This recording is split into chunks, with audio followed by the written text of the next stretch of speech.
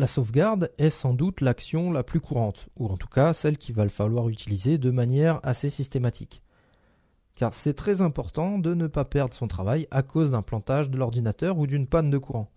Donc il faut vraiment veiller à appuyer sur CTRL et S très régulièrement pour que le projet soit sauvegardé. Dans le cas présent, mon projet a pour nom sans titre. Et si je veux lui donner un titre, je dois utiliser cette icône enregistrer sous.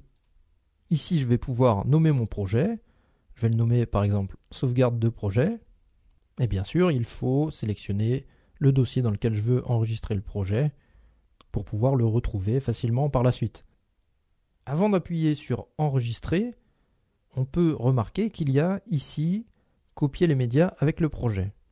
Si je coche cette case et que je clique sur enregistrer, on a alors cette fenêtre qui s'affiche. Et ainsi, on va pouvoir copier les médias sources.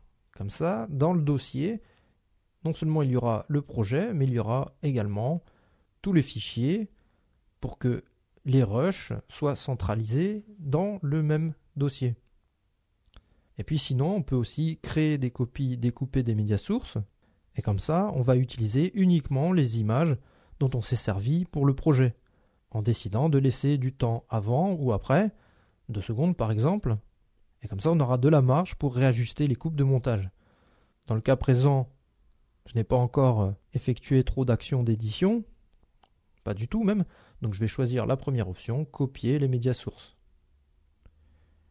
Et puis sinon, ce que l'on peut faire, c'est activer la sauvegarde automatique dans Options, puis dans Préférences, sous l'onglet Général, on va trouver ici activer la sauvegarde automatique. Elle aura lieu toutes les 5 minutes et les fichiers de sauvegarde seront enregistrés à l'emplacement indiqué dans la zone dossier des fichiers temporaires, ici sous l'onglet Général. Maintenant, je vous conseille vivement, en plus de la sauvegarde courante, d'enregistrer le projet sous le nom que vous aurez souhaité, mais au fur et à mesure du montage, il faudra donner des noms différents pour pouvoir revenir en arrière. Par exemple, là, j'ai enregistré mon projet sous sauvegarde de projet. Eh bien, je vais lui donner un nouveau nom. Je vais l'appeler sauvegarde de projet 2. Et ainsi de suite, au fur et à mesure du montage, je vais l'appeler sauvegarde de projet 3, 4, 5, etc. Et comme ça me fera des étapes de montage auxquelles je pourrais revenir antérieurement. Ça va être souvent très utile. Voilà pour la sauvegarde de projet.